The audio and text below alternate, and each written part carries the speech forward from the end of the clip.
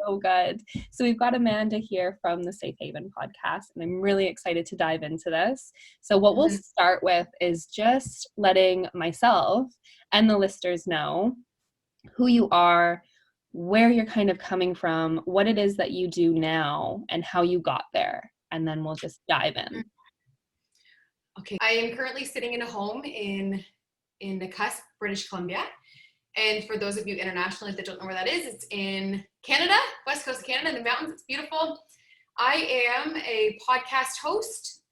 I am a yoga teacher, but I've stepped back, obviously, because I don't even need to say why. And I'm also a high school teacher, so I teach both online and in person for vulnerable youth. And it's like an alternative style teaching that we do. We really focus on the individual student learning journey. And I love my job. Wow. Yeah. I have so many questions about that already. Amazing. I didn't realize that you did that. And we have so many people that talk about the education system and question it and talk about what are we actually doing to support our youth? What are we actually doing to maybe change the curriculum and let it be a little bit more modern and inclusive and global so that we can be better citizens? And I'm just so curious what that looks like with being in a setting with vulnerable youth and what it looks like to have vulnerable youth, not only how you would work with them in person, but how have you translated that to online? Because that's a challenge. Totally. It is a challenge. It's a very welcomed challenge because I think the beautiful thing about learning online, now this could go in so many different directions, however, where my online teaching job had started was actually working with students who really chose to work online. So a lot of self-starting students. So I was working for a school in Ontario, and the students were anywhere from military families that were traveling abroad or doing, they were stationed abroad for a while, or students that were physically injured and just could not get to school, or had a physical disability or a mental disability or just anything that they needed to be at home. So we're also dealing with mental health issues. We're looking at students that have mega anxiety, social anxieties, depression, also navigating and transitioning genders, navigating gender identity, right? So the online platform allows them to learn in a space that they feel comfortable. And so I just felt so lucky to be able to be in that, helping them learn, even from a distance. I mean, a lot of people are like, oh, don't you miss being in the classroom? It's like, yeah, but to be able to, I think those who know me, as much as I love to listen, I'm also very candid, and I like to have fun. And so being able to bring that online, I think, is really important for facilitating education online. But then what I'm transitioning into now, so that was even before we got forced into it, learning online. Like I was teaching online before we got forced into it with COVID, which was really cool. So our students were like, we got this. But working with vulnerable students, it's a lot of phone calls, checking in, making sure that they're okay. Some students don't have access to the technology that they actually need to learn online. So it's figuring out exactly what that particular individual needs to be successful and to meet them where they're at. I mean, some students have support at home, some don't. Some have an entire gigantic family at home. Some are scrounging and trying to figure out where their next place to stay is, right? So it's very much an individual experience for each student. And so a job that I'm starting here this year is going to be a combination of helping distance learners, so the ones that are just online, and I'm just kind of helping create programming for their individual learning, as well as working with students that just need that little extra attention in person. Wow, that's so cool. So cool. And I bet, like, even just hearing you speak to that, I bet it really does highlight some of the discrimination and the disparities that happen, because we see people who, especially like COVID really highlighted it. We have so many people, I can only speak to New Zealand and here because that's what I know most right now, but it really highlights the people who don't have that support, whether it be the technology resources, whether it be that family support, financial support. Have you found any difference transitioning into this and seeing more of those vulnerabilities be highlighted? And how are you navigating that? Because I can only imagine that more and more people are looking at what they have available to them and maybe struggling to kind of make this quote unquote new normal possible and finding resources on their own. So is there ways that you guys are going about that other people could learn from and bring more of those resources in? Sure. Yeah. So there's a couple different ways I could go with that answer. So I think what's most important is just to really highlight that it's such an individual experience for each learner, right? And each family. So people that are at home with a family of 6 that have 2 working parents at home, right? That's going to be a completely different experience than the family of 6 with 0 technology and no income, right? So it's definitely about meeting the students' needs. I know that teachers in particular, my mom's an EA as well, and so she was doing her own part by meeting with her students as often as she could, safely doing so, and trying to engage with them in the community, looking after mental health as well, because I think the biggest underscore for everyone's anxiety right now is COVID-19. So even people that were dealing with anxiety and all of these disparities before is just so highlighted now. So when we were trying to navigate into that, right, it was mega key to get to know each individual and how we could help them best. So I don't really think that it was more so like one blanket solution. It was definitely very much an individual thing. But I mean, even as teachers, well, I like to speak for all teachers and say that we all care so much, because I'm some that care as much as I do, but I like to think overall that, I mean, we're in the profession because we care, we have such big hearts, and we're empathetic people. But navigating that, I would say, I think it's brought out a lot for all of us too, because there's an aspect of a teacher's heart that just wants to fix everything. They want to help everybody. They want to fix all the problems, right? And we can't. Exactly. So the goal is that no student is ever left behind. And I think that that's where we hold ourselves accountable for checking in regularly and making sure that they are getting the best education they can, whatever that new normal is going to look like. And I mean, jeepers, like getting ready. So you guys are kind of like the flip school year. You guys are kind of like in the midway through a school year, whereas we're just getting ready to start up again, right? Yeah. So moving into that and looking at the precautions and wearing masks and distancing and staggering starts on the way back, and teachers trying to figure out how they can actually interact with students safely. And it's a lot.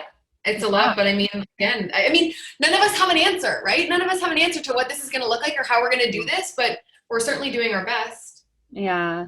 And that's really all we can do.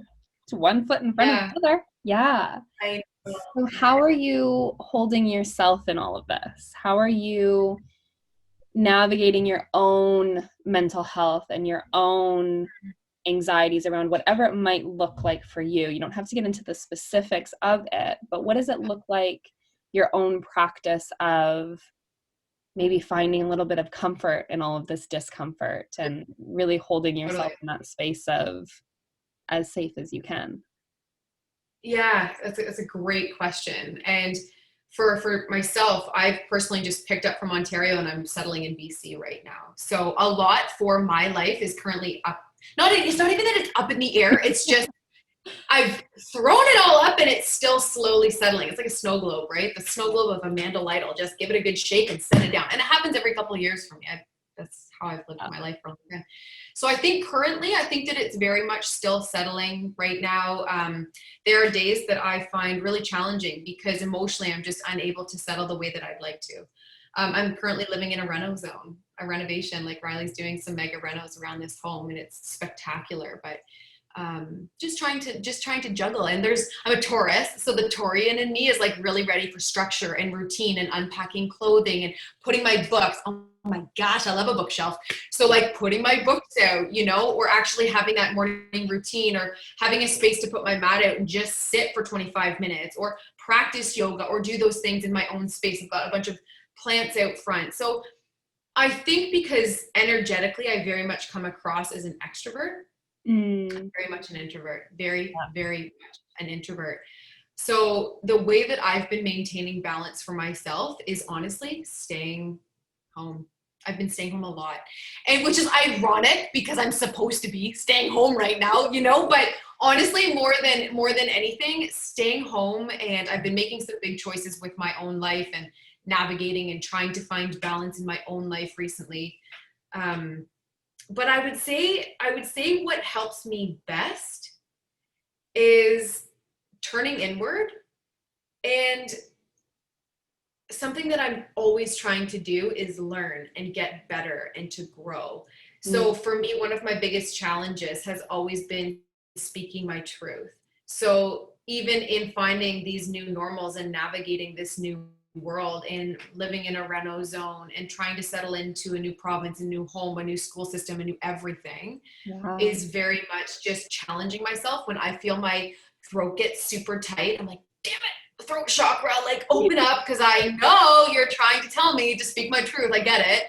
But damn it, it's hard. It's so hard. But I would say that holding myself accountable to speaking my truth is actually such a balancing act for me, but it's what helps me the most, for sure. What do you do? Okay, so in that moment where you feel your throat and she's like, speak the words, and you're like, no, I can't. What do you give yourself, like a little pep talk, or does something happen in that moment where you're like, no, girl, like we have to say this? What does that look like?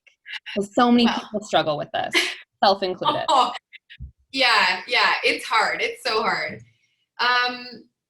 To be honest, this is something that I've struggled with for a long time, and I think this is like one of this lifetime's challenges. This is one of my biggest lessons right now in this life. Yeah. And for me, in that moment, I'm super sensitive. And it's so funny. I saw a meme or a thingy the other day on the internet somewhere, and it was basically saying that like someone calling you sensitive is trying to excuse how shitty they've been treating you or something like that, or just negate how they've been treating you or something like that, right? Yeah. But when I flip it, I recognize that I'm sensitive, but it's because I feel everything so deeply and I care so fucking much about everything. Right? And because I care so much about everything and I feel everything so deeply, is that if someone speaks directly to me, or if someone speaks in a harsh tone, everything in me wants to shrink because I'm not confrontational. So in that moment, I guess it depends on who I'm with too. So in that moment, I generally will shrink. But for me, I'm also very reflective, right? Like I said, I turn inwards.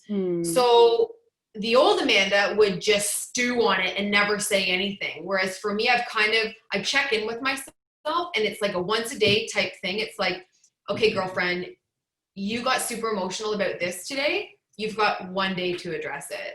Sit with it, digest it. But by this time tomorrow, you have to have said something to the person that this involves. Yeah. I'll use an example. Even just recently, someone that I love so much had super stressed, super overwhelmed, had said something super direct to me, and everything in me, and there was another person there, and everything in me wanted to just be like, that's not okay for you to speak to me like that. I recognize that you're stressed. I recognize that you have a lot on the go right now, but so do I. You know, so for someone to kind of snap or to do that, I'm super sensitive. So that just, it doesn't fly. But in the moment, instead of getting super sensitive and super worked up and feeling super emotional about it, I just sat with it and I was like, okay. Then I reevaluated. I'm like, was I being oversensitive? Yes, I have a lot of shit on the go. But no, that wasn't okay. And it wasn't okay to have been said in front of another person. How are you going to address this, right? So it's kind of like that step to step.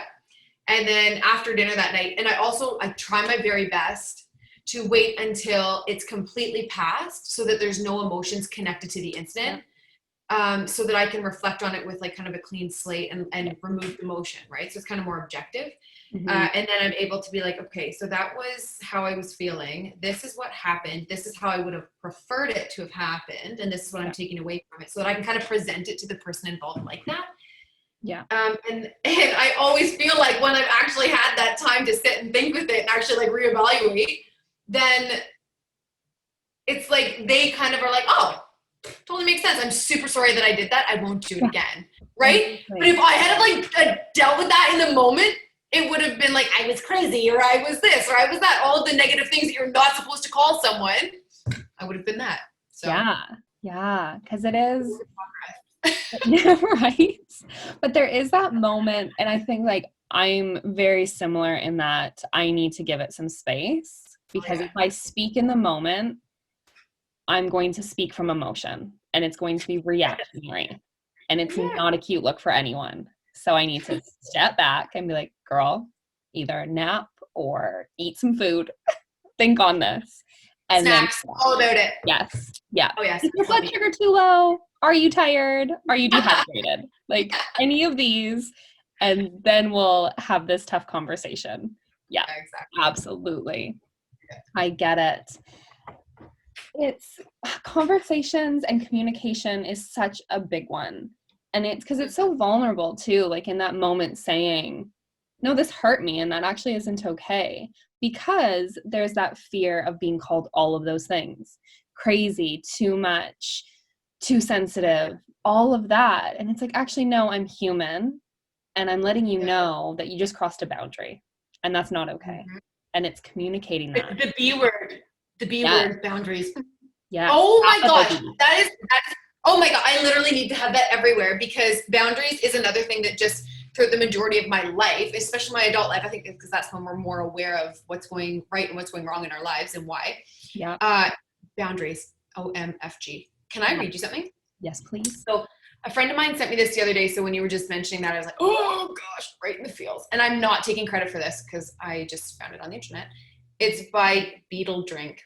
I don't know who that is, but it says, thank you. Yeah.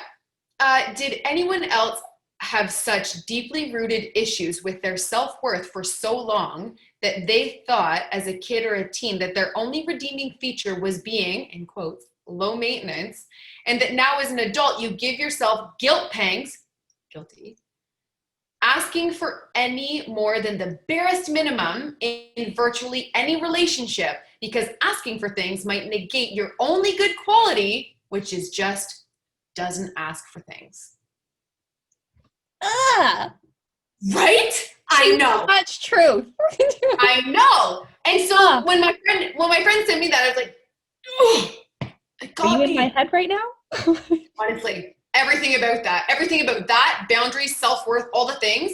And a couple weeks ago, I recorded with Eternity Martis, who wrote a book called They Said This Would Be Fun, about going to Western University as a mixed race Black woman. And wow, so what we were talking about, and about boundaries, and about being needy, and about how having needs is okay, but everything in society and everything, sorry, men, but like generally everything that we are made to feel like, generally by anyone who is men or you know, identifies as male in this case, I think for me it would just be cis men, kind of make us feel like we're asking for too much, we're being dramatic, we're being emotional, we're all of these negative things, right? Where the reality is it's like, no, I'm reacting this way because something isn't right, something isn't aligned, and that's what needs to be addressed, instead of just masking it with a really, really toxic negative adjective.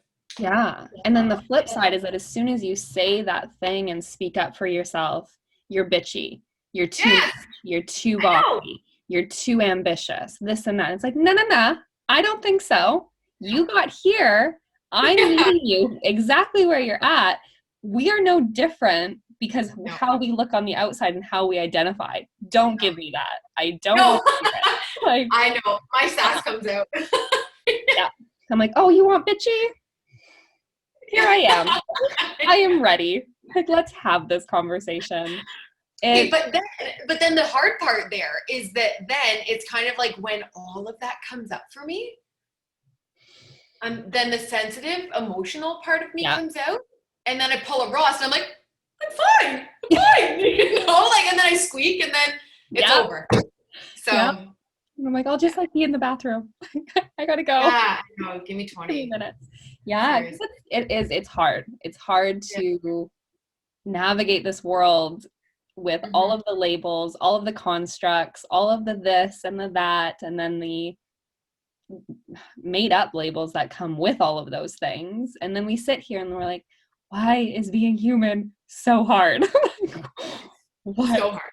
Yeah. Yeah. It is tough.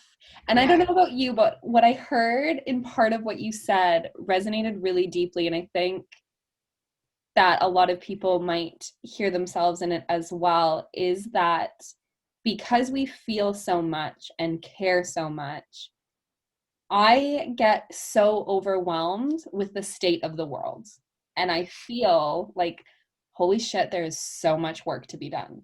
We have to fix this, change this, equality here, equity here. Like, there's just so much work to be done. And I do find myself very often kind of dancing with and being on the tightrope of the compassion fatigue and vicarious trauma and the occupational burnout that comes with it. And then having to take that step back to heal and rest and take care of me so that I can keep showing up to do the work and keep showing up to make those changes. So correct me if I'm wrong, but I am getting a sense that you have a similar empathetic and compassionate capacity and might experience some of the same things.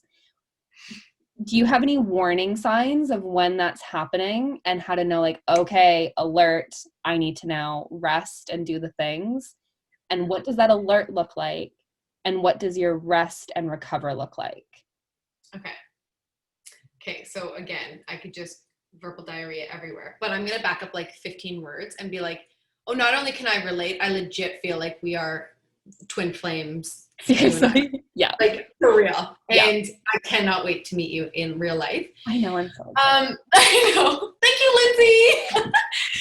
Okay, so I would say something that I do both subconsciously and unconsciously and always have, and I would say it's so ironic how the more stressed out I am, the more I put on my plate. Yeah. So if I look ahead and if I look at, I'm a list lady. But I think that just helps me because I'm always so busy. So if I'm looking at a list or to-do list or shit that I have to do moving forward and it's rammed and I don't have any Amanda time, that's an indicator that shit's gonna hit the fan. Like, I'm gonna lose it. I'm gonna be emotional. I'm gonna be short with people. And that's so not in my persona, just to be short, bitchy, stressed. It's just not really who I am.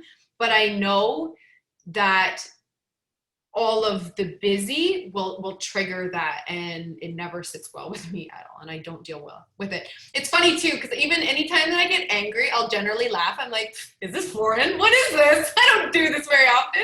Wow. But yeah, I think, so you asked about warning signs. I would say warning signs for sure would be like weight gain, to be honest. Mm-hmm. And I have packed on far too much weight, and I've tried to be really gentle and really gracious with myself, especially because I have a super active partner. Not even active because he does not do anything gym related, but his jobs and just everything that he does in life just keeps him so busy and so go.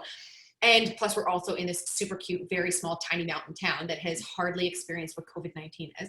And so I've experienced it before coming here to some maximum capacities compared to what he has.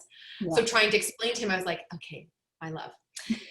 Increased stress hormone, cortisol, decreases insulin. Therefore, I crave shitty foods. Therefore, my motivation is through the floor. You see how this is? You know, and he's like, my vicious cycle. Yeah, he's like, I don't get it. Like, damn it. Like, okay, just love me anyway. You know? And so anyway, it's kind of like, for me, it would be that lack of motivation is a big one. Like, if I don't, I would say, like, if I don't feel super interested in being active or working out or even being on my mat, like, that to me, and this has been for a long time, like, this has been a while for me right now. Those things are huge triggers for me, and I know that that's how it shows up for me. So I'm also recognizing that for the last, good Lord, it's like basically September, I've been really feeling this adding up for me recently. And then I kept saying, it's like, oh, but it's because I have so much on the go. It's because I'm so busy. It's so this, it's so that. It's also because again, that underscore of everything right now is COVID-19. So the fact that our minds are constantly racing, and even though we're not actively thinking about COVID-19, Exactly. in the back of our mind, it's everywhere. And for me, very much, I'm navigating so much through anti-racism right now on my own journey of that, and doing my very, very best to grow in that area. And doing the reflecting and doing the work and doing the learning and having really crucial conversations and calling out racism when you see it and when you hear it, like that's exhausting as well, but it's so fucking necessary. So anyway, all of that to say that for me, a balance, again, is just turning inward. It's saying no, which is really hard for me to do because I'm very much a yes person.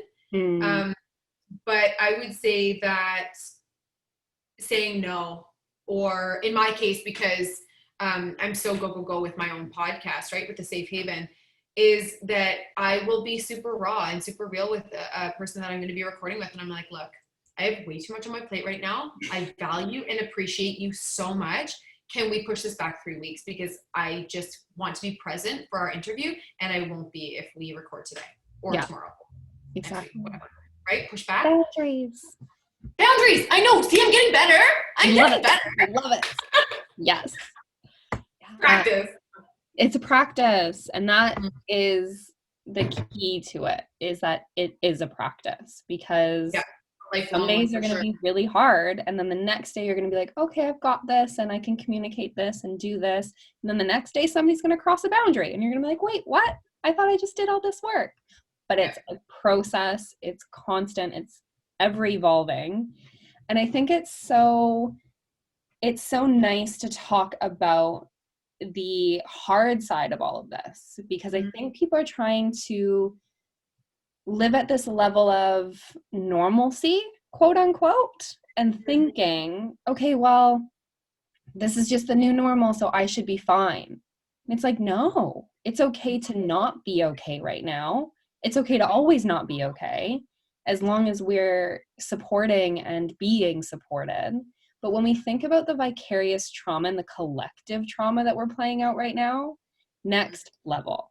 Because not only so for those who maybe have not heard the term vicarious trauma is the trauma you experience by being in relationship or proximity to someone who has experienced or has experienced trauma.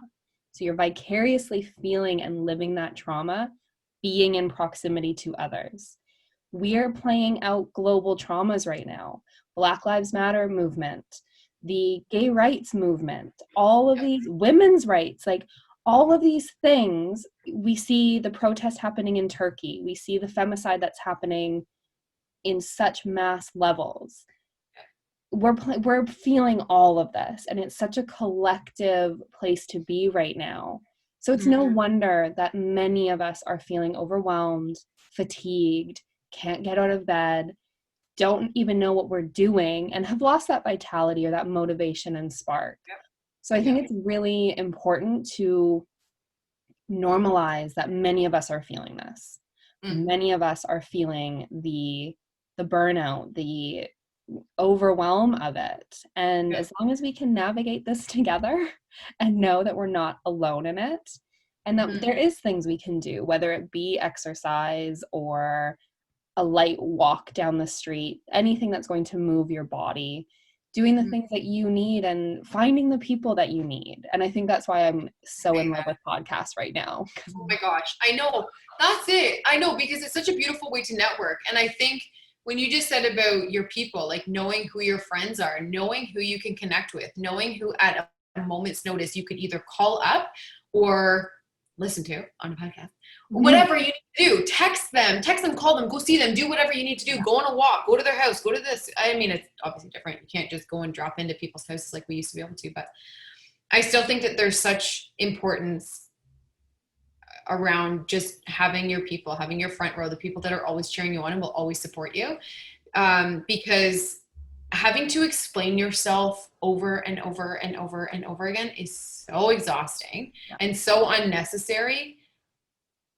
I don't know. I just feel like it's one thing to be able to be so in tune and in touch with who you are emotionally, but it's another thing to have to explain it, especially if you would consider that person to be in your front row. It's like, nah, you've got to do some inventory, pal, Yeah. because not everyone's going to fit into that Yeah. room. And be okay with not everyone fitting into that. Yes. Hey, Yeah. like Get the that's for scissors out. me. Yeah. Yeah. Like trim the weeds, do your Yeah. gardening, Yeah. get them Get them out of out of. here. Yeah. Yeah. Because it's a big part of it. Big part of it. So Yeah. I'm curious to know what it looks like for you.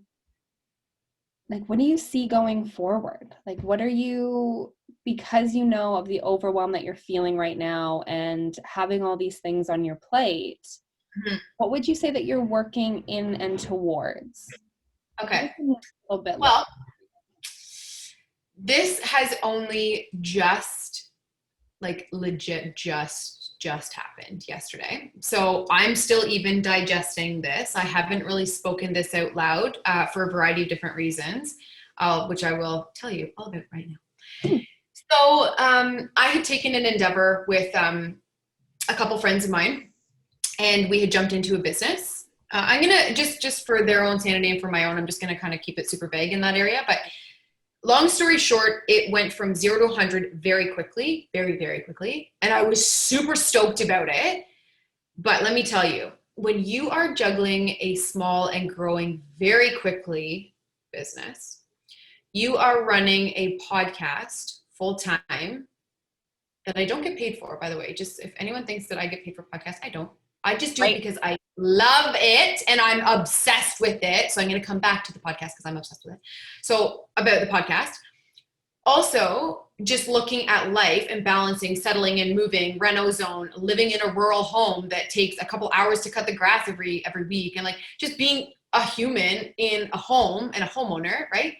And then also looking at the fact that school's coming and I have to now factor in teaching. And I just found out that the enrollment rates are going through the roof because of everything, right? Like, so I'm facilitating online learning, so that's going up, all those things, right?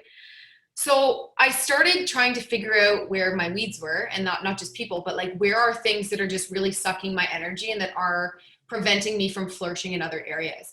So what's super important to me right now outside of friends, family, relationship, mental, personal health, physical health, sexual health, mental health, all the things. Overall, my podcast, right? Like I am so passionate about that.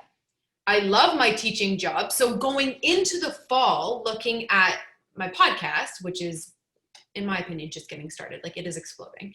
Mm-hmm. And my teaching job, then I have a business as well. And I'm trying to figure out how to balance that in. All of that to say that I had to make some hard decisions because I had partnered in this, I had invested in this, there was sweat equity involved in this, but also looking at the fact that the two other people involved are like over the top, super mega passionate about this project, right? Yeah. So we went out and we had this beautiful, I love them so much, by the way. So I think that that's why it was the hardest, is just kind of like backing away from working with really incredible people. Mm-hmm. So we went out in this beautiful business meeting, and the long and short of a quote that one of my business partners had read to me was talking about how people moving forward in a business with a lot of passion and only a little bit of know-how, but like some willingness to figure it out, are going to do way more successfully than if a group goes forward with all of the know-how and very little passion and shared vision, right? So I got emotional listening to that. I didn't say anything right off the bat. And I kind of let that sink in, because here's me knowing full well that he's like, yeah, go us, you know, like thinking that we're all the not knowing, lots of passion, shared vision kind of thing. And I'm like, shit, man, I'm going to have this conversation. And I had the backstory to even making the decision and executing the decision is that I put a little star in my calendar when I started to feel this way. And I didn't say anything to anyone about this, not even Riley.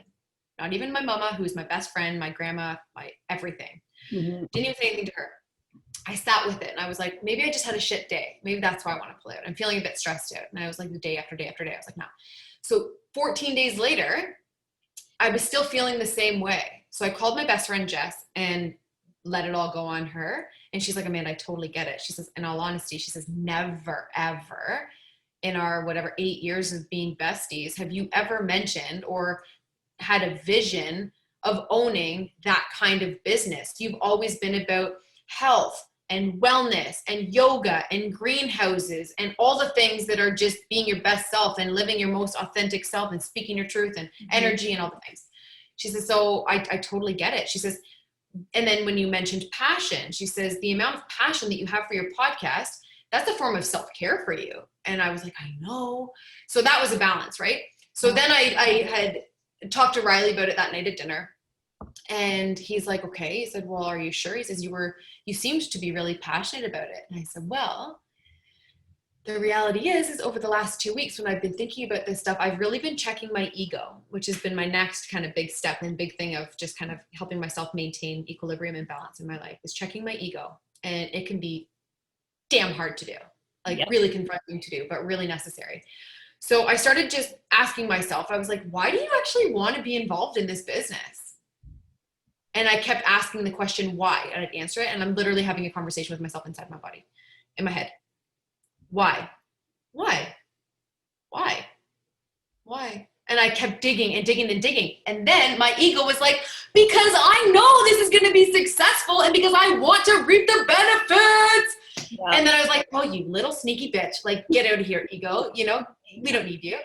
So I was like, damn it. Okay, well, you know, that's legit. That's real life. And it also, my ego was also being like, hey, over here, do you remember that this was your idea and that this would not be a thing without you? So then, right? So then I'm like, damn it. So then it was kind of like part of my ego, not me, ego, wanted compensation for my sweet idea that's going to make them ultimately lots of money moving forward because they are so good at what they do. The passion that they have is unmatched. I've never seen anything like the two of them working together. And yeah, so that's kind of how it went. So I had to make the decision. And originally it was just to step back and just to kind of sit more like a silent partner. Yeah. And then the guilt pangs, right? The guilt pangs started to come into me because I was like, oh, but my friends and my family have been so supportive of me in this decision and I don't want to let them down. And, you know, they think that this is what I've wanted to do. And I've been super excited about it and this. And I've been, you know, encouraging them to support and to buy these things and blah, blah, blah. So then that was the kind of like the last thing, the cherry on top where I was like, you know what? If this made me half as excited as my podcast did, I'd stick with it, but it doesn't. So at the top of this mountain that we went to when we were having our business meeting and I let all of this go and I basically told them, I said, I'm going to dump a lot on you guys right now. Yeah. Please don't. Yeah, it was a lot. But between some choked emotions and gratitude, they were just so appreciative of the fact that we didn't continue into the fall or into after the school year had started to have this conversation. And they were, in their words, they said it was really humbling to just be on the receiving end of a conversation like that they knew the decision was not easy to make. And even just continuing even this week. And like I said, yesterday was the official date where I just said, you know what? There's way too much paperwork involved for me to stay involved as a silent partner when you're looking at shareholders agreements and roles and all of these things and financial investments and blah, blah, blah. Anyway, I also just noticed that I say blah, blah, blah a lot clearly when I'm like on a roll talking, but because I could literally, the blah, blah, blah is because I could go on and on and on about all of these things.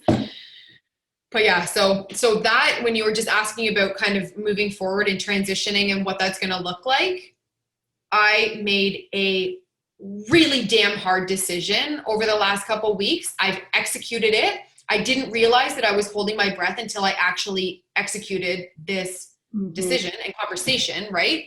And then I could exhale and I was like, and let me tell you, the next morning I got up and I read my book for an hour on the deck and I didn't feel guilty about it. So that to me was like, you did the right thing, head and heart. You know, good for you, right?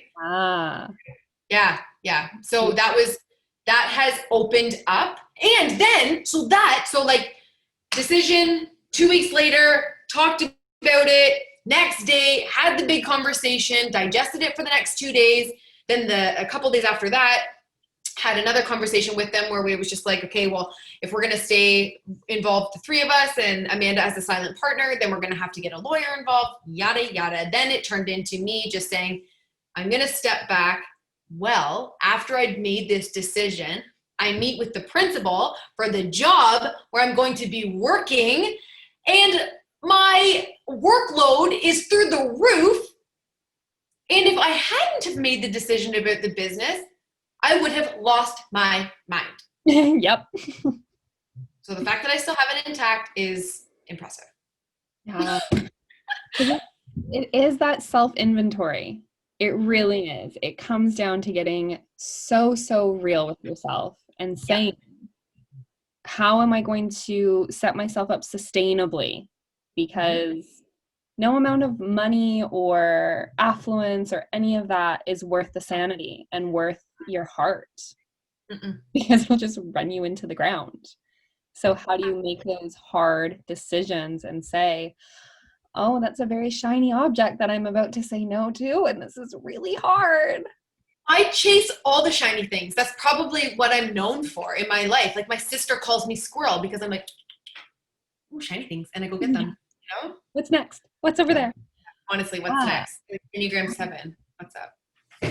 I love it. And I think that's such a big take home that I know I need more of in my life, and just taking those moments to say, yeah, this is a hard decision, and I know that I've sat with it for quite a while and gotten really real about it, because hard decisions aren't made overnight.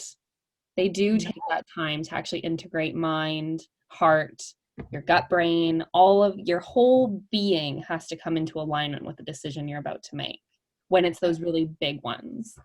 And that takes time. It takes a lot of hard questions and a lot of why,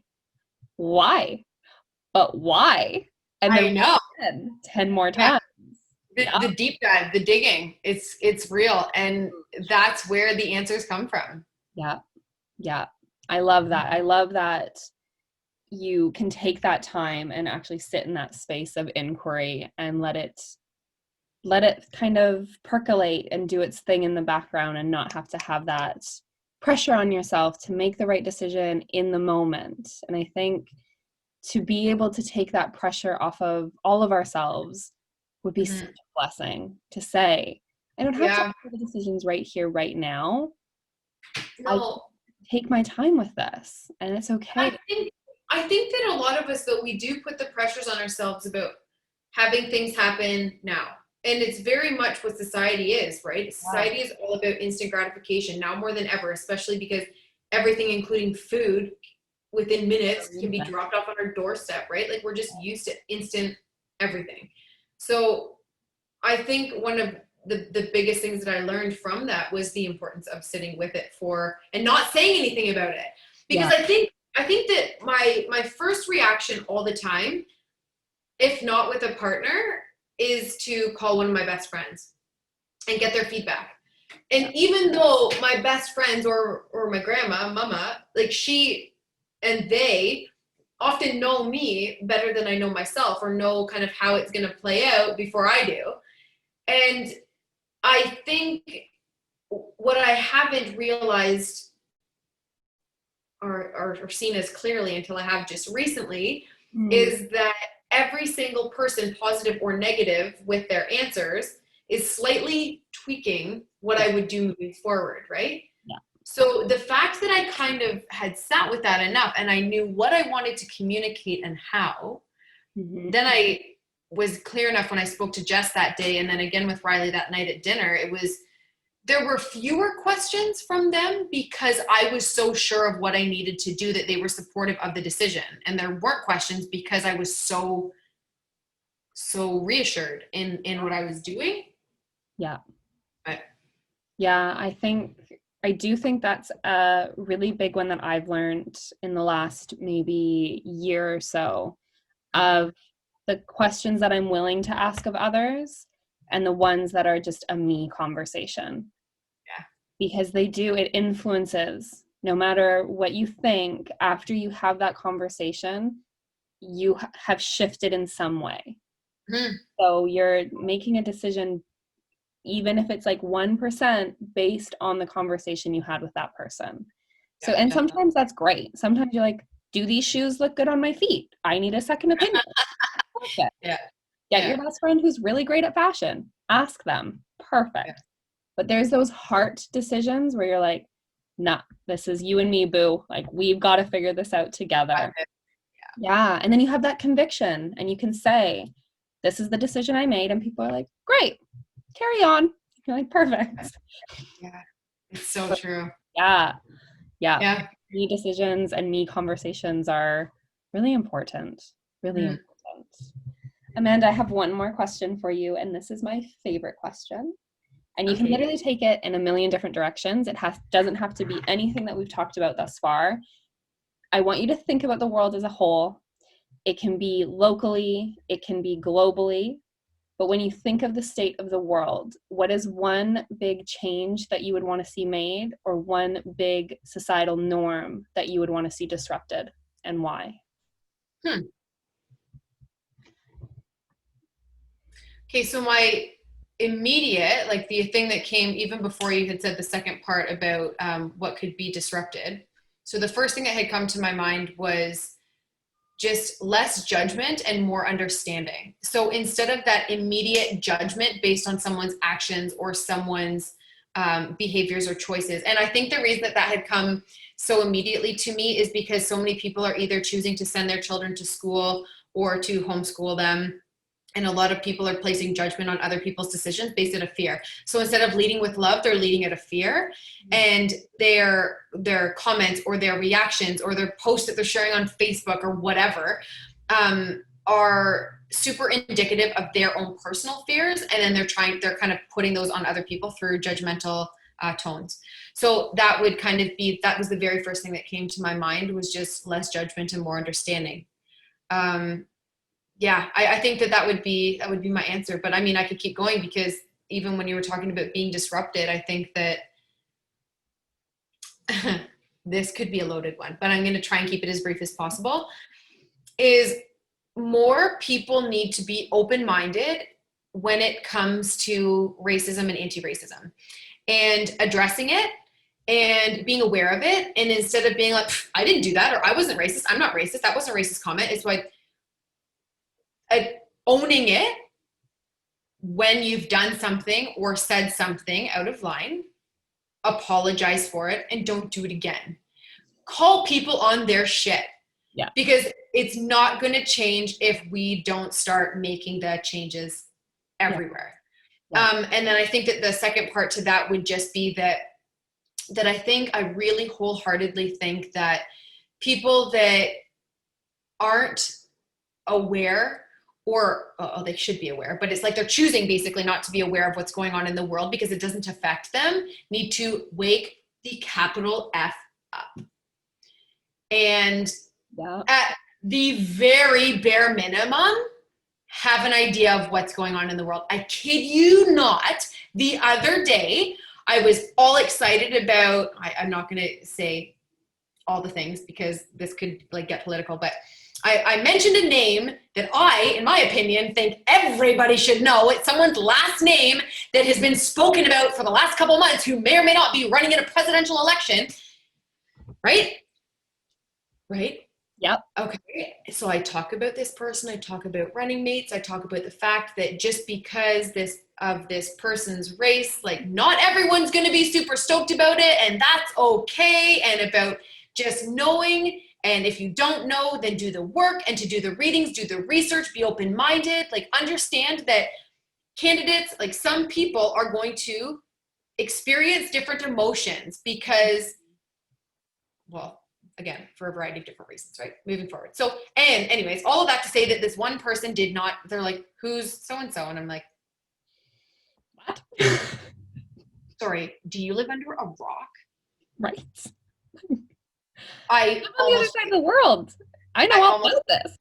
Barfed. Yeah, exactly. That's what I mean though, because right back to the society thing, it's like literally you can find out anything right now. Like right now, we could stop what we're doing and Google it, or like go to our phones and get them on there, listen to a podcast about it, read a book about it. Like we can figure it out. Yeah. I think that idea of collectivism is so important. We've gone the opposite direction and it's so individualistic. So individualistic. And it's like, no, We are a global network. We are this little spider web of people that can make incredible things happen when we come together.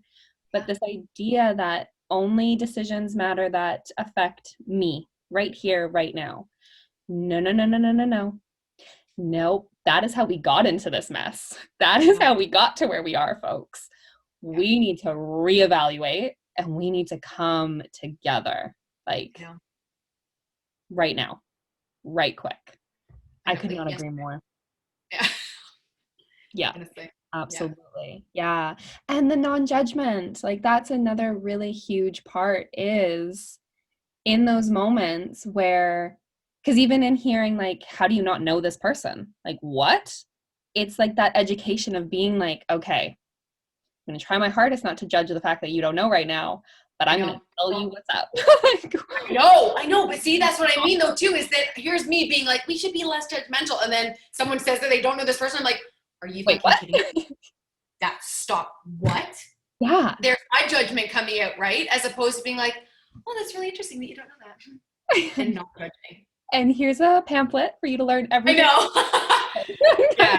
Listen to these podcasts, read this book, do this, do that, all the things. And I love that. Yeah. But I love that we checking myself on that too, right? Like I need to, and that's kind of where I think that personal check-in happens, and I make sure that it happens. Like, yeah, because that's the thing is we keep holding ourselves accountable, and we keep holding each other accountable. Like when we see others where we're like, no, you know what? We can do better. We can step up. We can do this thing.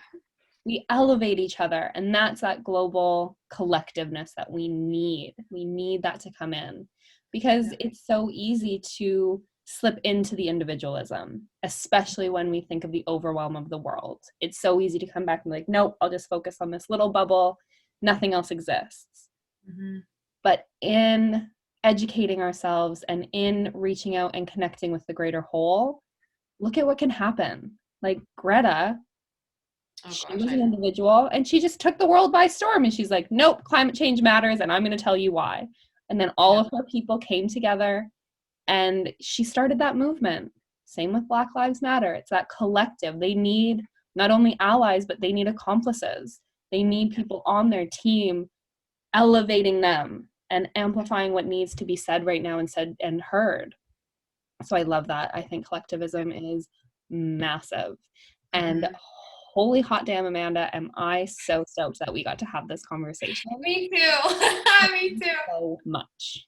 Thank you so much. This was my first time as a guest on a podcast, and I'm so happy it was with you. I love it. Because I'm always the one just like ripping questions. And I love too that you're very much like me in that way, where as a host, probably as a person just in general, it's you genuinely listen to, you know, you don't just listen to respond, you listen to understand and to see the big picture. I appreciate that so much.